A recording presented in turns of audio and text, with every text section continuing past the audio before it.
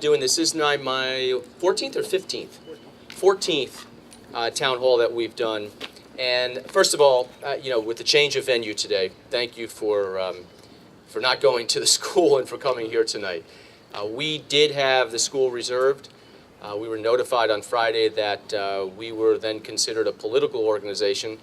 I don't know how Westchester County government is considered a political organization, but that was the decision, and so we were lucky enough that Supervisor Parsons allowed us to come here. So Peter, thank you very much for allowing the venue for tonight, and I appreciate it.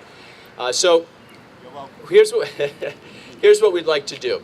I'm going to go through, and I apologize, my back is to you. What I'll do is go through some of the challenges that we have faced in county government, which is very similar, by the way, to what all of the school districts are dealing with, what the towns are dealing with, and counties around the state. We hear a lot about the spending and everything, so we'll go through all of that. When I'm done, which I'll probably get done in maybe a half hour or so, going through everything, maybe a little quicker. When I'm done, I'll open it up to any question you have on any topic. So usually, at this point, I thought I'd see a few more Met fans after they've swept through the Yankees, but anything you have, it's fair game.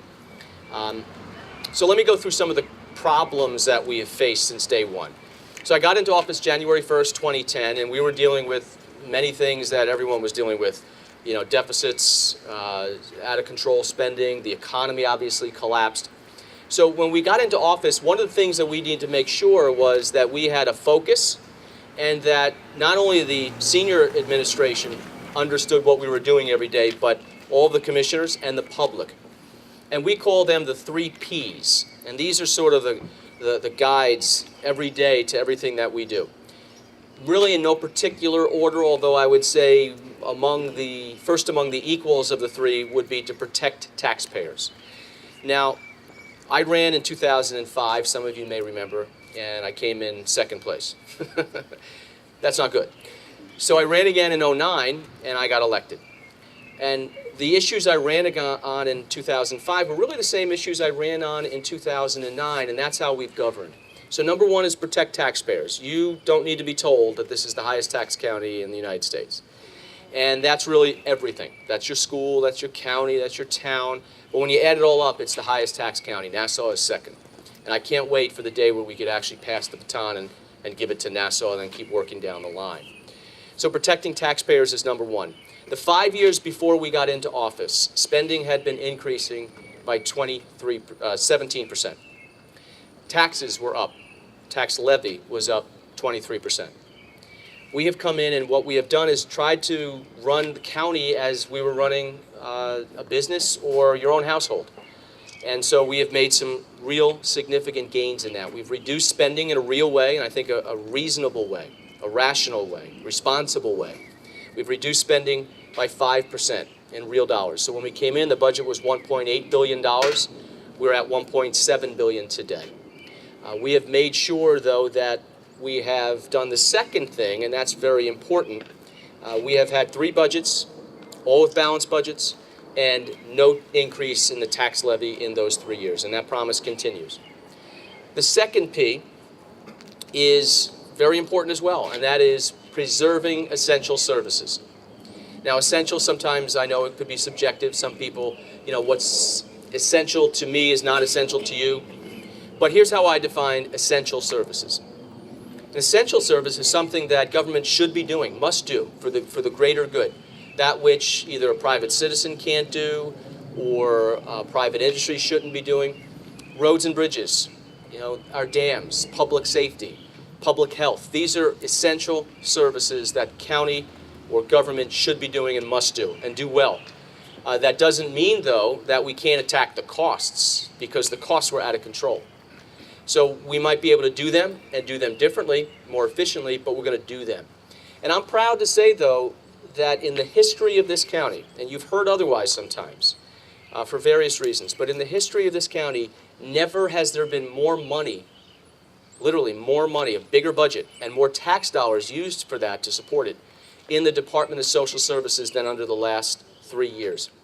So while we've been making sure that we are very fiscally conservative and responsible, where we've actually cut dollars in many different departments, the Department of Social Services has not been cut a dime. In fact, we've added $17 million to it. It's over $500 million.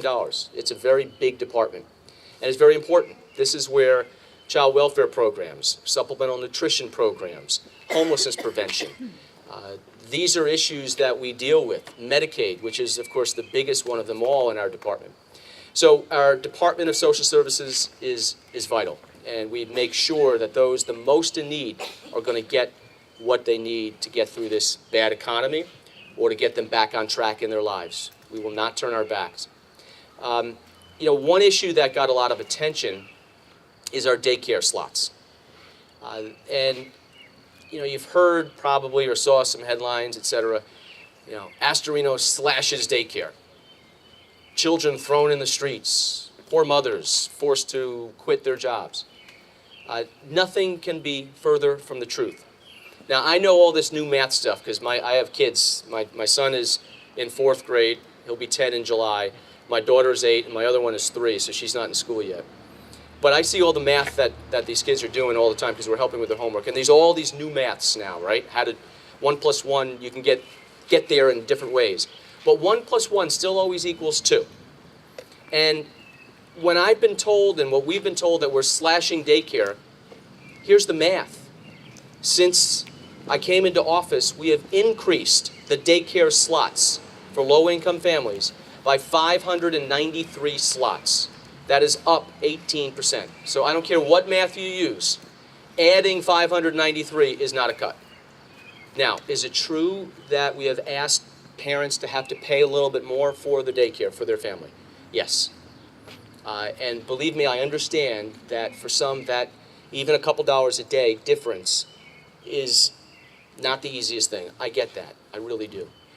But we every day strive to find the balance. And this is the hardest part of my job, is trying to find the balance of what we and taxpayers can afford versus the needs of people in this county. And then the wants. You get the desires for all these different things. So saying no and balancing is very difficult. But I've got to always look at the big picture. And one thing I hear all over the place, I hear it from seniors the most, who are in their house and want to stay in their house, but taxes are driving them out. I hear from businesses, I hear from young couples trying to get going here, is do not raise my taxes. I cannot afford it anymore. So I hear that all the time, and then I hear people saying, look, we need help. So balancing is always difficult. But I think we reached in daycare where we asked parents to pay a little bit more, still far below, by the way, what New York City parents pay, same income levels, what New York City parents pay, and what many other counties charge parents for this. So we're well below that, and I think we've been fair, even though it's been difficult. The third P is promoting economic growth.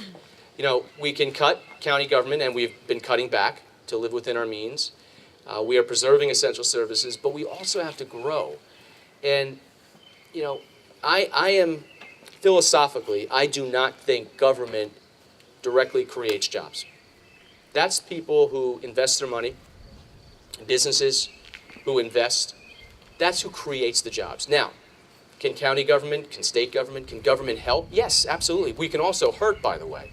And too often that happens. When you overregulate, you overtax, you make it extraordinarily difficult for business to get to that next level or just to succeed or to hire new people. So we have said, look, we want to make sure businesses take a chance here. So we played a lot of defense in the first year or two because one of the first issues I had to deal with was PepsiCo getting ready to go to Plano, Texas. And, for them, it was financial. You had New York State and then Governor Patterson proposing a sugar tax on top of everything else. And Pepsi said, this is the last straw. We're out. How much more can we afford to pay the state? So we lobbied against the sugar tax. We said to Pepsi, look, we want you here. They have a major facility in Somers, obviously, and their world headquarters in Purchase. Please stay. What can we do to keep you here? And we worked directly with PepsiCo's senior management and the state. Pepsi decided to stay. Not only to stay, they're doubling down on this county. They're rebuilding their entire corporate headquarters, their facility, $250 million project, which is going to add over 1,000 construction jobs. They're going to add new jobs, by the way, permanent jobs at their world headquarters. But that's a way where we can get directly involved and let them know we want them here, where businesses is welcomed here, not being chased out. So that was defense. Then you got to play a little offense too. And biotech is the offense. One sector where we already have companies in Westchester clustered around central Westchester, Mount Pleasant, Greenburgh, into Yonkers on 9A, on the medical center property, Grasslands. There's these biotech companies you've probably never heard of. Well, you can't imagine what is going on in those labs. Where literally, they are on the cutting edge of finding cures for diseases. And Regeneron is one example. Regeneron is on the Mount Pleasant-Greenburgh border, literally right there on the border, Route 100C there. We have said to them, look, we love the fact that you're creating high-tech, high-skilled jobs. Regeneron has made over 100 millionaires so far in their company. 100 millionaires and plus. And they just said, you know what? We want to stay in Westchester. They're going to add another building and 400 new jobs. And that's because we're making an outreach. We're saying, what can we do to help? Or, let me get out of your way so we don't make it worse. And that's the kind of business environment. Now, those are bigger companies. What do we do for the small companies? Because most of the county is small business.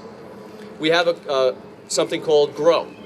And this is an initiative where if there's a startup company or a small company that wants to get to the next level, how do you get them to invest more? How do you get them to expand? Well, we have through our Office of Economic Development, which is very important. It's on my floor. Directly reports to me. I want to know what they're doing out in the community to get businesses to stay here and to invest. And so far in the last 3 years, we've had over $500 million invested in the county in private capital. And we're working with these companies to say, if there's a little incentive we can give you, and we can, working with the state sometimes to make it even bigger, what can we do? And we've had a lot of different success stories, and I'm proud of that. And over the last 3 years, we've had over 4,600 jobs created in this county in the private sector, and thousands more saved, like Pepsi, that 1,000 jobs in that one building. So that's what we're doing for the 3 Ps. The costs of government are going berserko. I know they're dealing with it here in Lewisboro. They're dealing with it everywhere, schools. Let me give you an example of one unfunded mandate. You've probably heard of unfunded mandates now, right? What's an unfunded mandate for those of you who don't know? An unfunded mandate is basically an order, a program that must be provided from a higher level of government dictating to a lower level of government what you're going to do. Now, in our case, in the county's case, Medicaid is the prime example. And then I'm going to talk about pensions. Medicaid is supposed to be a partnership between the federal government and the states. That's what it was created in the 60s to be. In New York, because of their wisdom, New York said, you know what? We want to have it all. We want to keep expanding it as much as we can.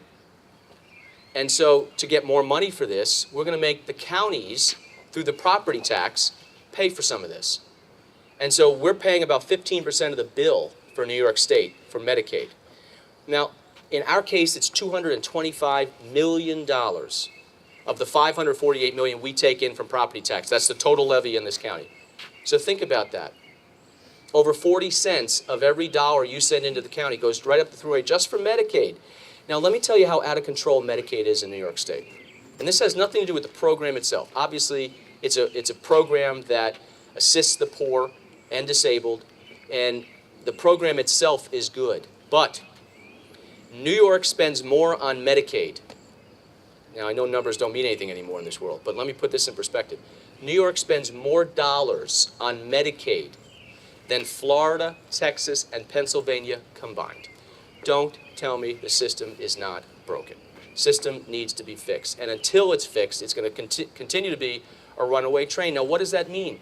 It means the more bills we get for this runaway train, like pensions for Westchester County government in 2001 was a total bill of $3.3 million.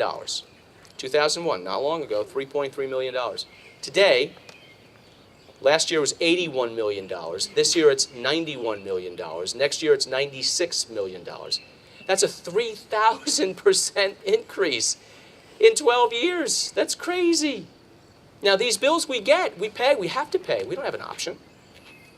So you think about that. All that money that goes to the state for their programs leaves us with nothing locally to pay for the things that we really want, like parks, like public safety, things that are really important or really desirable on a local level.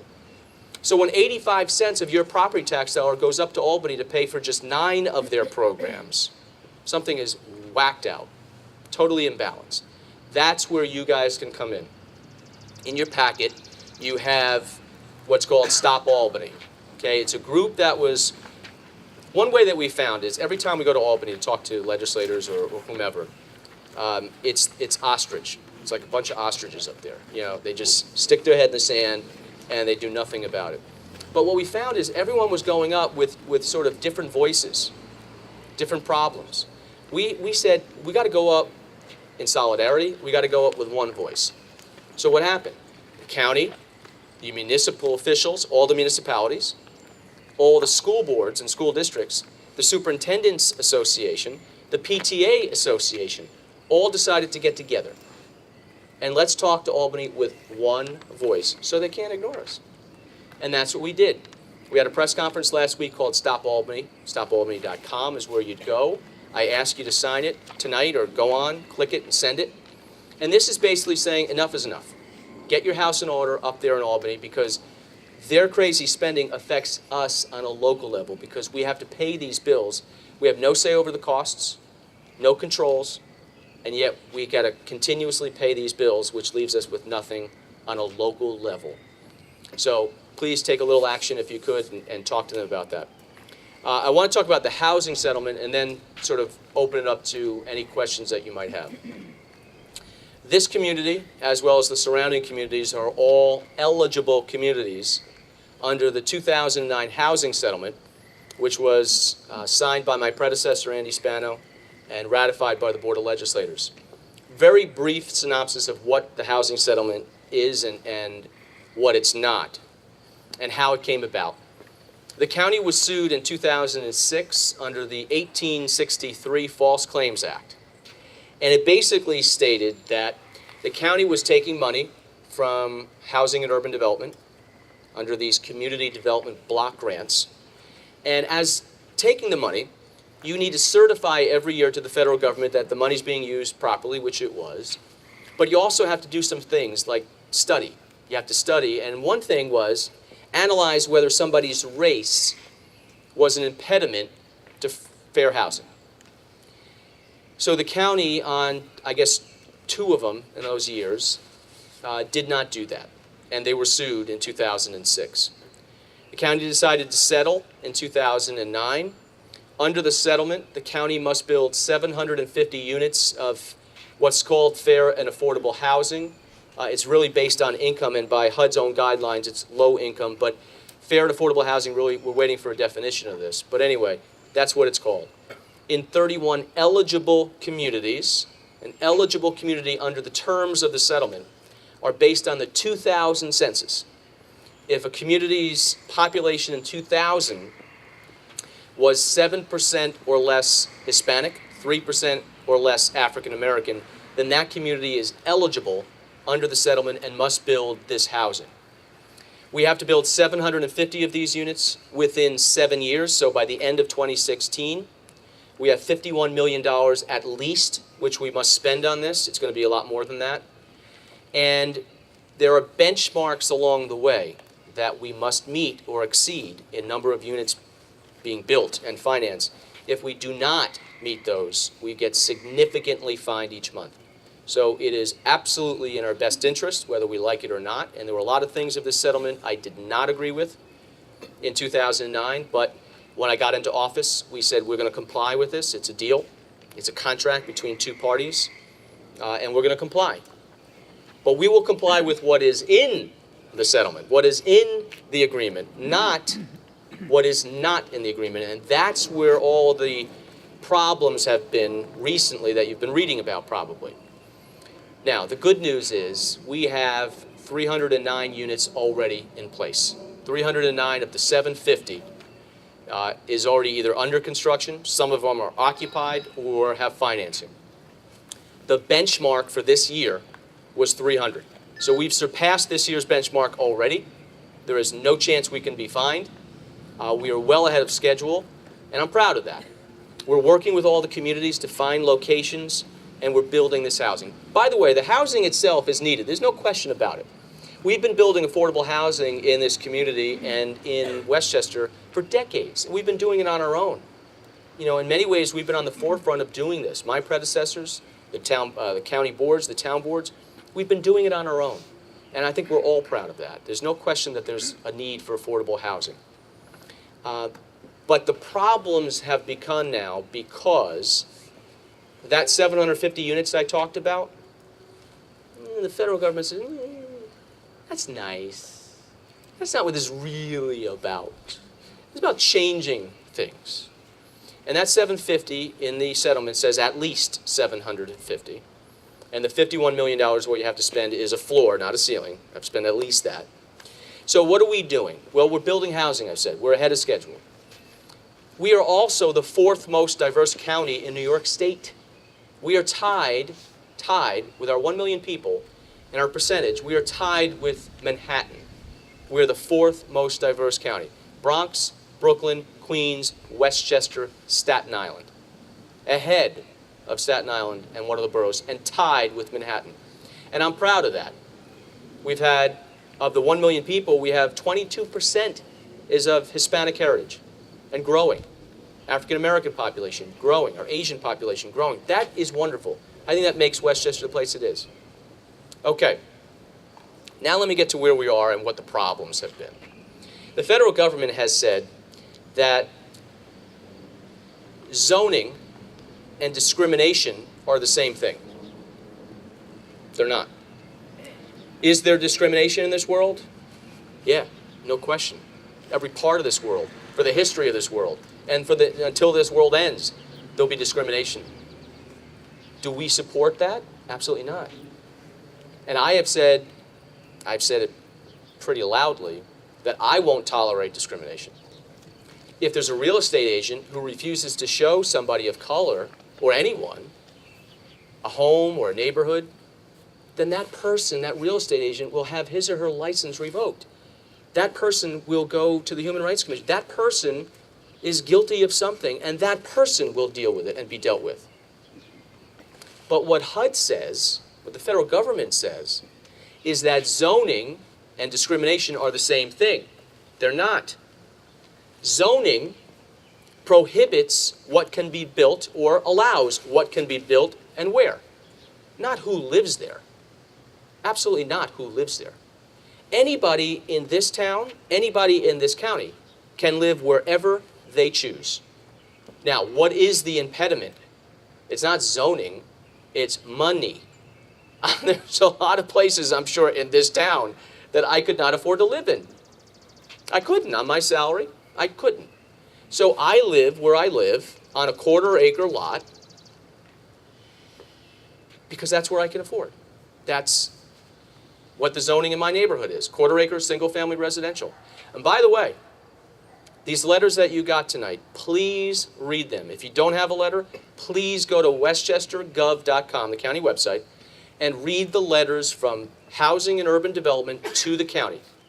There's a May 13th, 2011 letter, and there's letters from this March, which says in those letters that HUD believes very strongly that zoning is discriminatory, potentially, continues with segregation, and must be abolished. And so zoning to HUD is very problematic. And so they have said there should be no restrictions, think about this, no restrictions in zoning codes that limits or restricts height, density, acreage, number of bedrooms, water or sewer protections, environmental. Now, you don't get any more environmentally sensitive than this area here, which, as the supervisor told me, 75% of this town alone is watershed protected property. Is that correct? That's correct. So think about that. They would have no restrictions based on watershed protected property either, which, by the way, serves and protects 8 million people in New York City and in Westchester in their drinking water. So what does it mean for you? Okay, there's no zoning. Zoning must be abolished in those areas because, in their view, a single-family residential neighborhood with 1-acre lots or quarter-acre lots, in their view, is potentially discriminatory. So you take away those zoning restrictions. Your neighbor, in whatever neighborhood you live in, decides to sell his or her property. You take away those zoning restrictions, not just for HUD, by the way, you take them away for anybody. You take them away for any level of government. You take them away for any developer. So if that neighbor goes to sell his or her property, whoever buys it can basically put what they choose up there.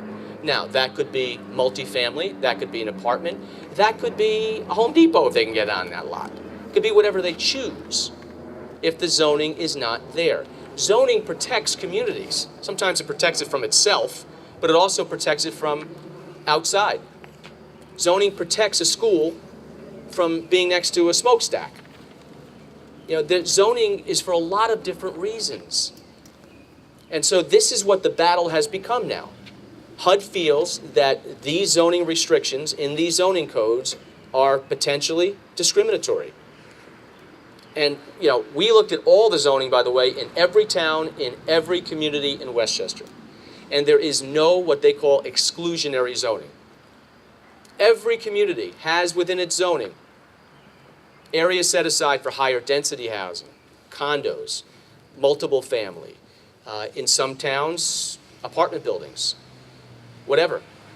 Every community has it. Every community has been doing it. Every community, I'm sure, will continue to do it. But to take away all of those zoning rights in a home rule state where the New York State Constitution guarantees each community the right to plan and zone for itself, to me is absolutely absurd and ludicrous. And that's where I draw the line. I will do what's in the settlement. I've said that from day one. I will comply. There are things in that settlement I completely disagree with. We're doing it because it's a contract between two parties. But now you have one party, the federal government, trying to dictate new terms. And in their letter, by the way, they say we must go beyond the four corners of the settlement, do things that are not in the agreement.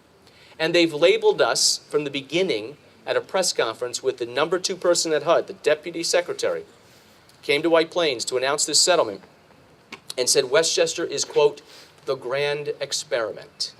That what they do in Westchester is what they will do around the country. And believe me, they are trying their hardest to push extraordinarily hard here and then take that around the United States. So this is the thing that should be the least political. It should be the most bipartisan or nonpartisan, where Republicans and Democrats should be speaking with one voice to say we are going to do what was agreed to do, but we are not going to do any of this other stuff which will completely and utterly change everything we know about Westchester. So the point is, should your local planning board and your local zoning board and your town board decide land use in Westchester and specifically here in this town, in your town, or should Washington, D.C.? Period. That's what this is about. And I will not yield to Washington, D.C. I will make sure that the communities here in Westchester are protected and you continue to plan and zone for yourself like you have the right to do.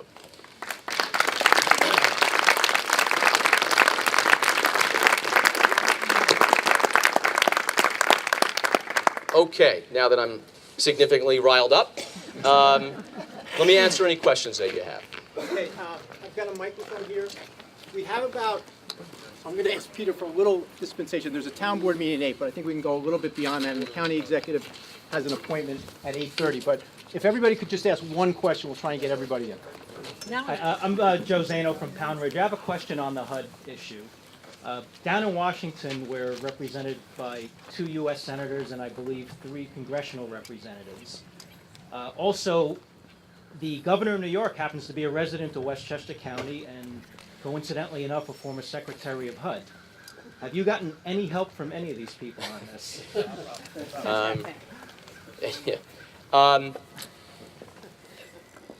I have met with all of them on this. I have met with, in Washington, with all of our congressional delegation. I've met, obviously, in Westchester. We copy them on everything between the county and HUD. We want them to understand what we're going through. The quick answer is we have not received much help at all, and we really need more help from our Washington delegation, our congressional delegation, because this is not about sticking up for your party. This is not even an attack on the president or anything. This is really bureaucrats gone wild. And, unless people understand the stakes, I've been accused, unfortunately, whatever, I've been accused of being obstinate. I've been accused of worse things than obstinate. Something like this, there really isn't much compromise. It's, okay, we either yield some or all of it to Washington, or we don't. We don't, in my view. And so we stick up for what is the laws of New York, what is the authority of our towns and villages to plan and zone for themselves. The facts, by the way, don't lie. I mean, not only did we do an exhaustive study of zoning, but Pace University did one independently, and they reached the exact same conclusion that we did, that there is, under any circumstance, there is no exclusionary zoning in this county. But HUD keeps telling us that's not the answer we want. And I don't know what answer to give them other than, you're right, you take over. And I'm not going to do that. And so they have rejected our studies 6 times. And we've been treated very differently. Because when you take this money, each year you have to do what's called an analysis of impediments. It's a technical thing, but the typical analysis of impediments is about 5 pages long for any community. Sonoma County, California, City of Portland, you go on and on and on. Every state, it's like 5 pages. Ours is 1,500 pages. 1,500 pages. And we've been whacked down 6 times because we're not reaching the conclusion that they want. And I refuse to change the facts. So, I'm going to dig in. I'm not going to let them get their way on this. And we're going to stick to the facts, whether they agree with them or not, or like them or not. But we could use more help from our congressional delegation. There is absolutely no question about that. Next question. Could you tell me if there is a signed agreement? Yes. And we're complying with the agreement, no matter what they say, as long as we comply with the agreement, we're okay, aren't we? Well, yes. Although we have a federal monitor who is overseeing this. Now, the monitor is hired by HUD, serves at their pleasure, so can be fired by HUD for any reason. You and I pay them, by the way, this gentleman, $1,050 an hour. And he makes rulings on interpretations. He has recently written to all the municipalities, and he referred to a 2004 study by Rutgers University that stated that Westchester County had a need of 10,768 affordable housing units. And they allocated by community what each community should be building. Some of them, by the way, were more than the entire settlement itself. Lewisboro was what? Do you remember what the number was for Lewisboro? 220, 221? How about Bedford? I forget. We'll get you those numbers. So this study by Rutgers was never adopted by the county in 2004, never part of the settlement, nothing. And they dusted it off and said, you see, this is really what you should be going to. And the monitor sent a letter to each community and said, hey, where are you, by the way, on that allocation from that 2004 study? And, to the credit of just about every community, they wrote back and said, I don't know what you're talking about. I don't care what you're talking about. And by the way, all the facts that they put in those letters were many of them were incorrect. So when I say that once they get into the tent, they're going to barge in, this is what we're fearing. That 750 units, which was agreed upon, and that's what we're going to build, suddenly morphs into 10,768, and that's where they're going. And they have said to the county, and this part is in the settlement, that the county may sue communities to overturn zoning if it finds that communities are blocking the housing or exclusionary, etc. None of that is true. How could we possibly have 309 of the 750 done, be well ahead of schedule, if communities didn't allow that, if it wasn't in their zoning? It's nonsense.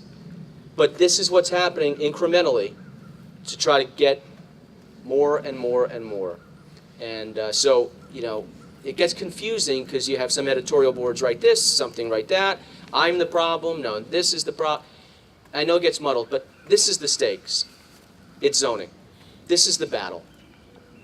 Washington or your local town board and community is going to control it. That's what it's all about. Okay, just to answer that question, Bedford 396, Pound Ridge is 184 under the 10,768 target. I understand the county appealed. I was following this pretty closely, actually, and I understand the county appealed the federal monitor's decision that you weren't in compliance. That was on the source of income Right, legislation. and I understand the district court denied the county's claims, and then you appealed to the Second Court of Appeals, and they also denied you. Correct. Can you update on where you are with that? Yeah, and whether you attempt to there's a sentence comply in with the that? settlement that says the county executive shall promote source of income legislation currently before the Board of Legislators. That was 2009. Very briefly, what's source of income legislation? It basically says that a renter, prospective renter, tenant, cannot be discriminated against where he or she gets his or her lawful income as part of the rent. Okay, I get that. Section 8 is a voluntary program nationally. What the Section 8 voucher program does, it's actually a good program. It bridges the gap between what somebody has as income and the difference between the rent, so it can really keep people in permanent housing. I'm good with that. I want that. This will not add any more Section 8 vouchers at all to the county. But what this legislation would do is it would require, it would take it from a choice by a property owner. It would require private property owners to have to accept Section 8 as part of rent and do business with the federal government. That's why I vetoed that legislation. The federal government said I had a duty to sign that legislation. I felt I did not, that the word promote did not mean shall adopt or shall sign. We actually won on the lower level by a federal magistrate. The federal government appealed and it was overturned, and so that's where it is. So we lost in the courts. I abide by the courts. The county board actually tonight was supposed to adopt that legislation. I've been ordered by the court to sign it. Well, do you intend to So sign I have to sign it, and I will sign it. I'm not going to put this county in jeopardy, you know, and that was the legal process, and I respect the courts immensely. The other stuff, obviously, is the zoning, and that's the stuff where county and federal government completely disagrees, and that's interpretation, and that's where I will not yield at all.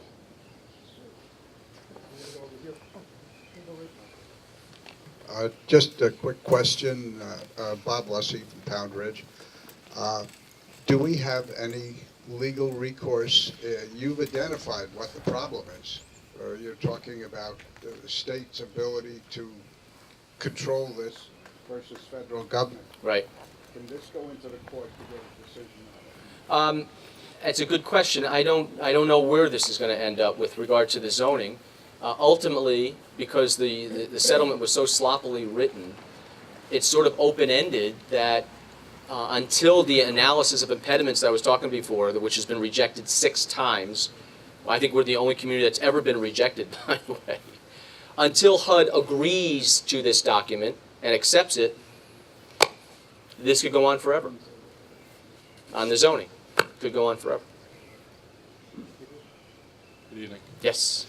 Do you have any practical, real-world advice for us here in Lewisboro as to how we can protect our first responders? Because our understanding, I'm on the housing committee in town, our understanding is that if we're giving any type of benefit or advantage to first responders, it's discriminatory under the settlement. That's correct. I think in our community we have to do everything we can for the first responders, but we're between a rock and a hard place where it may not comply with the settlement. Could you Well, give us? here's a perfect example of what I completely disagree with in the settlement. The settlement requires that the county build the 750. In that 750 units, 75% has to be new construction. You know how much more expensive that is than finding a building and rehabbing it? But we have to do it. There's a limited number of seniors that could be in it, and you cannot have local preferences whatsoever. So anything that is built will not count towards the settlement number. So again, it's supposed to be income-based. However, as part of the settlement, we have to spend hundreds of thousands of dollars advertising. Again, this is what I disagree with, but we're going to do it. We're advertising these affordable housing units that are going to be built. We have to aggressively market them to, and again, under the settlement, minorities who live outside of Westchester County, that live in New York City, to compete with the housing that should be provided for our own residents, built by your own tax dollars. In the settlement, we're doing it. I disagree with it, but we're doing it. So we're going to comply, as I said.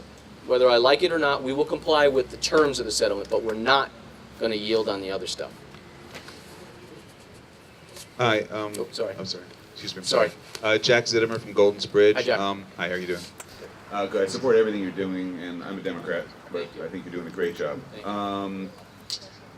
Is there any way that we can, any recourse that we can take to try to move this up towards 2010 census data instead of 2000 census data? You know, I mean, it's- so much of this would be moot. You're so right on that. If they had just waited, now the settlement was in October. If they had simply waited a couple of months and said, let's just get the new data coming in and work off that, there would be less communities that would be actually eligible. We've had a 56% increase in that 10 years from the 2000 census to 2010. We've had a 56% increase in Hispanic and African American population in those 31 communities. What does that tell you? It tells you people move where they choose to move, live where they choose to live, where they can afford to live. Black, white, Hispanic, everybody. Always movement in this county. Every community is welcoming. The only impediment, again, is economics. It's income. And that's always been a problem. Probably always will be a problem. But the county and the state and the towns and the villages have been building affordable housing on their own for decades and will continue to do that, whether for their own population or on a regional basis. And I'm proud of that. And by the way, we've won over 50 awards as a county for our affordable housing programs, some of them from HUD themselves. So we've been doing some things right. Is there any kind of legal action, recourse, taking into court, anything that we can do? On the settlement itself, no. The terms of the settlement overseen by a federal court and agreed to by two parties. So what we're saying is just let us do what we're supposed to do, and then we're done. And they're not letting us do that. Question? Right here, and then in the front. Okay. Colleen McLaughlin from South Salem. Hi, Colleen. I actually have a question relating to pensions, since that was my arena for many, many years. Sure. First of all, who administers the pensions for the county personnel? Is it New York State or Yes. is it Westchester County? And secondly, what's the percentage currently for whether the assets and the type of pensions offered are defined benefit, defined Okay. contribution, or 401k? Good question. First of all, county has no say over the pensions. We get a bill from New York State retirement system, which is administered and managed by the Comptroller's office and the Comptroller of the state of New York. We get a bill and we pay it. That's it. We don't invest. It's very simple based on the number of employees, et cetera, and we pay the bill. I have fought very hard. Mayor Bloomberg and I went together up to Albany about a year and a half ago when the governor proposed what's called Tier 6, a new system for the pensions, for new employees only. The state's courts have ruled that once you're in the pension system for 2 minutes, literally actually 1 second, as the minute you're in a pension in a system for a public employee, so you could be a town employee, you know, library if that's part of the pension system. Once you're in that system, when that hire date can never be changed. And the benefits can never be reduced, ever, ever. And so it's called a defined benefit system, which means you're guaranteed X, Y, and Z no matter what. So what happened, obviously, in 2007, the market crashed, and with it went all of the investments, which have to be made out and funded and paid. So what we had said is, look, why don't you switch, and this is, again, for new hires, people who aren't even in the system. But if they choose to work for the state or for the county or whatever as an employee, they know what they're getting into, and they'll be in a defined contribution system, which is, for lack of a better word, more of like a 401k or a hybrid. They'd have more protections, though. The money would be more of a safety net, too, in case you had a collapse. But it actually has precedence in the state. The SUNY system allowed teachers and those in the SUNY system to go into a defined contribution. And at least half the employers have done that. And they've made out far better, by the way, over the course of their employment. So the defined benefit system has not been changed. The pensions, really, the governor and the state legislature made a minor step forward. But we're not going to find any relief for 20 years. We're dying now. Don't throw me a life preserver after I'm dead. And that's really what's happening. And so, I mean, here's what they did. They raised the retirement age from 62 to 63. That's a biggie. And they've also, in the past, the employees would contribute a percentage of their salary to their own pension, to their retirement. That was taken back. There was a goodie bag for the public employees unions. And so now what you have is a complete imbalance. For every $1 that a public employee puts into the pension system, you and I as taxpayers put 17 in. The system is broken. Now where it's being, one second, where they are attacking this problem because it's collapsing, Illinois, Rhode Island, other areas led by Democrats and Republicans where they're understanding the system is going to go bankrupt. The pensioners, the people who are retired, they're relying on this money. It's not going to be there if it collapses. So unfortunately, this state has decided they don't want to do anything about it, or very little. And it's not like we don't know there's a problem. It's a major problem. Are they verbal about how badly it's underfunded? Well, the New York State pension system is not as bad as others, believe it or not. But the system itself needs to be changed, long term. There's no question it has to be changed. Thank you. Firstly, I want to thank you for coming out. Thank Nobody's you. taken the time to say that, so I do appreciate you. Thank you. I do want to say, though, you've done a terrific job of commingling the federal court, the monitors, HUD, the terms of the agreement, the Rutgers study, worst-case scenarios, extremes if we don't comply, etc., and commingling them and dumping them into one big bag to create a far scarier picture of what affordable housing is versus what the view that you portrayed can be. For example, the Rutgers study, it's out there, and if they say to Lee Roberts, we want you to build 300 affordable houses, she can say, no. The same thing, even with HUD's mandates or requirements as you try to portray it about the zoning, and portraying it as I could sell my house to a Home Depot, that is not true. Nothing, because HUD doesn't make the final decision. Just the example is, they wanted 3-bedroom apartments or housing as a part of the agreement. Wasn't part of the agreement. I know that. What I'm saying is, HUD wanted that, went to the monitor. Monitor said no. In fact, the Justice Department has said repeatedly in writing to the county that if complied with, the maximum number is about 750, and the maximum cost is $51 million. No, those are minimums. Let's get this one thing straight. They have said over and over, I have the letters. I do They've said too. over and over that if you comply, these are basically the numbers, not 10,000 if you're trying to make people think. Please. Let me explain. There are some key words in this settlement. At least 750, at least $51 million. And by the way, with our subsidy for each one of these, because the original subsidy to get to 750 and 51 million is $68,000 a unit. We're nowhere near that. So this will be far greater than $51 million, no question about that. Read the letters in your packet from March 13th of this year and May 13th, 2011. They're very specific. I mean, I'm not guessing here. Yeah, but it's HUD. They're- HUD doesn't enforce it. The monitor does. Monitor doesn't enforce it either. Monitor is an arbiter. HUD is making these demands, and it's very clear in their letter. They are linking discrimination with these restrictions in zoning code. And HUD is very clear in their letter. I mean, they put it right. I'm not guessing. I swear to you, I'm not guessing. Read those letters, and you will see what they say. Now, again, Home Depot on a quarter-acre lot's not going to fit. I get that.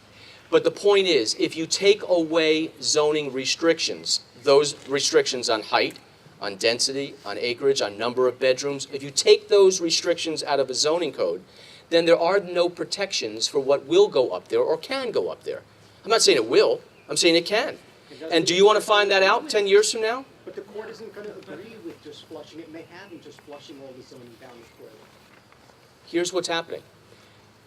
The federal government, through HUD and Justice, is saying, we will not accept your analysis of impediments, and thus the court, this case is not closed until we do. We will not accept your analysis of impediments because we don't accept your analysis. We don't find our conclusions do not match up with your conclusions. We say there's exclusionary zoning. So I've said to them, okay, you tell me where the exclusionary zoning is in Westchester and we will investigate it. Well, we know it exists. Well, you tell us where, because it doesn't exist. We've looked at all 853 zoning districts. It does not exist. But that's not the conclusion that they want us to reach. And so they continuously say, we're rejecting that, and in fact, we're taking away money from you. And we're going to continue to take away money until you reach this conclusion. And if you want to reach the conclusion where you can get an acceptable AI, then these are the restrictions, these are the actions that you have to take to get an acceptable AI. Restrictions on height, on density should not exist. Those are in the letters, so read the letters. I understand what you've said, your scenario, and it certainly makes sense to me. So how do we bring pressure upon HUD or whoever they answer to stop the silliness? We're paying somebody $1,050 an hour because somebody 7 years ago missed 2 studies? It's ridiculous. How do you bring pressure upon the people to stop? 1,500 pages and it's not good enough? I think, first of all, I think it's extraordinarily important that people understand the facts, that they read these letters from HUD themselves so you can form your own opinion. You know, it's one thing to have me tell you about it and some will walk away believing it or understanding it and others won't. Please, if you don't have them, go to westchestergov.com, read these letters, come to your own conclusion. They're pretty basic in what they demand in there. And to their point, you know, that's their view. And it's, well, I think, first of all, the more educated everyone becomes on the positions of the county and on the positions of the federal government, the better it's going to be, because it'll be less blurry, which sometimes it becomes very blurry. I think you really got to understand what the battle is, and I think I've tried to very succinctly say where we're at. At one point, it was over the source of income legislation. That was the whole battle. That's basically over with. Now it's basically straightforward. We are going to comply. We're going to get to 750. We will do our end of the bargain. We're basically telling the federal government, just let us do what we're supposed to do so we can all end this thing when it's supposed to end. But that's not their view. And again, this is where they're getting very aggressive on the zoning issues. And so the more you understand, the more pressure, by the way, we can actually put on our federal delegation to get involved. And hopefully the outcome will eventually go away as far as them putting on this kind of pressure. Hey, Rob, right here. Mr. County Executive, Len Martello from Bedford Hills. Hi, Len. I'm glad that you're here. Thank you again. I'm just a little disappointed as a county taxpayer. 2 sets of robocalls went out over the last few days and a mailer. They don't say come to an informational town hall, which I'm all for. They say come hear the attempts of the federal government to dismantle local housing. That to me is very, very disturbing. I just want you to know that. And how much is this costing us? And finally, remember, unfortunately, Westchester did break the law, and we do have to come in compliance. We need to realize that. Well, Thank a couple things. Westchester did not break the law. There was no findings of fact. There was no findings of fact. There was no admission of guilt on either side. Both sides, instead of going to a trial, decided they were going to settle. And so that's what the federal government and Westchester County did in 2009. Once they settled, it became a binding agreement, and then the agreement actually took effect the first day I took office on January 1st. So it was now incumbent upon me to make sure that we comply with this so we don't get fined. So we're not in breach of contract in any way, shape, or form. To answer your question about why we had to do a second call, I don't know if you were here at the very beginning. We were supposed to be in the school tonight. The school district, after they gave us their approval to come, reversed themselves. And so after everything went out, we had to tell people not to go where they were originally going to go to the school and to come here instead. I think the total cost for something like this, which is all budgeted, by the way, was like $4,000 or something for the mailer. By the way, it was a multi-community. It was Lewisboro, Mount Kisco, Bedford, and Pound Ridge. So it was 4 different communities. And the calls are not, they're not that expensive. All right, we're going to take the last question in the back here. Santo Voices in Pound Ridge, New York. I did go on the website and look at the studies done by the county where they sort of created a grid of all the zoning codes. And the one thing I saw was that if you did not see the zip code or the name of the town, you would never tell one from the other. And they didn't just look at the, as you said, the 31, they looked at every single one. What they also did is they attached a cover letter explaining to the monitor that there are other factors, not zoning, that create the type of development we've had in northern Westchester. And the factors include proximity to watershed, lack of infrastructure, et cetera, et cetera. The monitor completely dismissed this. And the reason why that was disconcerting to me, because those are the elements that are considered under the State Environmental Quality Review Act, better known as SECRA. That's right. And for me, what I'm concerned about is the process. This is not an ideological, debate. The ideology is a noble one, and we all are behind it. We'll applaud with everyone else. But the process itself must be upheld. And if the monitor is completely dismissing the elements of the process that are designed to protect all of us, assuming that you want the new people to have clean drinking water as well, then that is what, in my opinion, is the very important part of this issue that I have not heard from advocates. Yeah, that's true. Absolutely. Maybe HUD should talk to EPA. Anyway, thank you very much for coming out. I really appreciate it. We certainly would not have fit in the room, so we made a good call coming outside. I appreciate it. If you did not get to ask a question, feel free, please, in the coming days or whatever, to send me an email. We will get back to you on whatever your question is.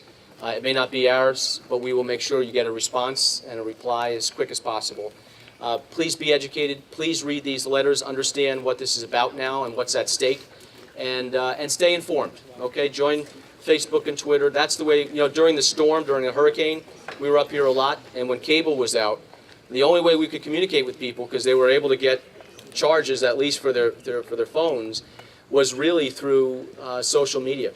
So stay informed and stay involved. And thank you again for coming out.